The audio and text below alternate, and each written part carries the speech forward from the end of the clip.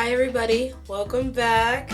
What's good? We missed you guys. We hope you missed us.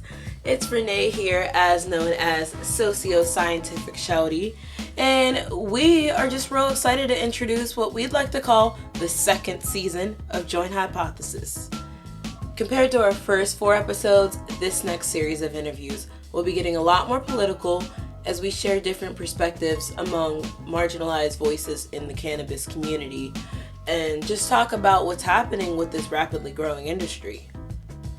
We'll focus on our guests' work, passions, and ties to the industry, as well as the nuances of their personal relationships with the plant itself. Our goal with these interviews is to illuminate how cannabis ties these stories together through the themes of healing, equity, activism, history, research, radical politics, and liberation. These themes will reappear often throughout the season as they relate to our guests' personal and professional experiences, their demographic identities, and their perspectives on recent policy action.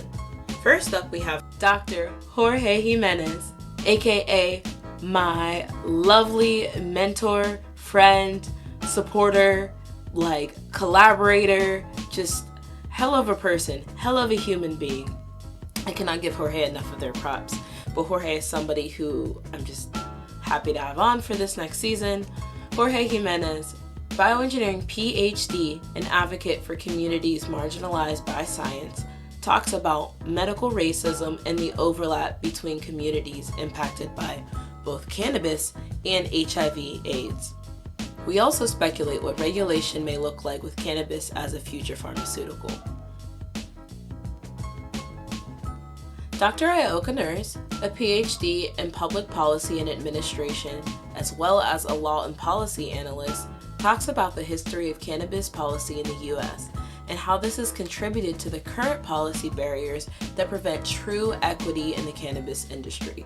Spoiler alert, the answer is racism. The answer is racism. The answer is racism really to all these episodes if you got some questions, if you're a researcher. The answer is racism. Anyways, we have psychedelic psychologist, sci-fi author, comedian, and filmmaker of the upcoming documentary titled A Table of Their Own, Aize Jamal Everett, and they talk about drug stigma and being raised by Black Panthers. Brennan England, founder of the St. Louis Cannabis Club, talks about the history of social consumption in this episode.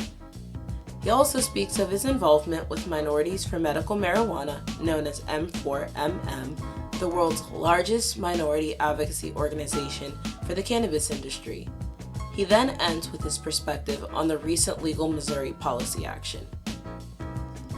T, aka Dope Boy Healer, tells the story of their history with activism, burnout, refuge, and a journey of healing. Part of their refuge included growing all organic cannabis as they focused on creating medicine, space, and access for Black folks to learn and interact with the plant as a portal of consciousness and healing. Jo, self-care coach and host of the Sister Struggles podcast, talks about her experience with cannabis worker union organizing and also why she created a self-care platform for Black women. Jo also discusses her journey as a Black woman in STEM.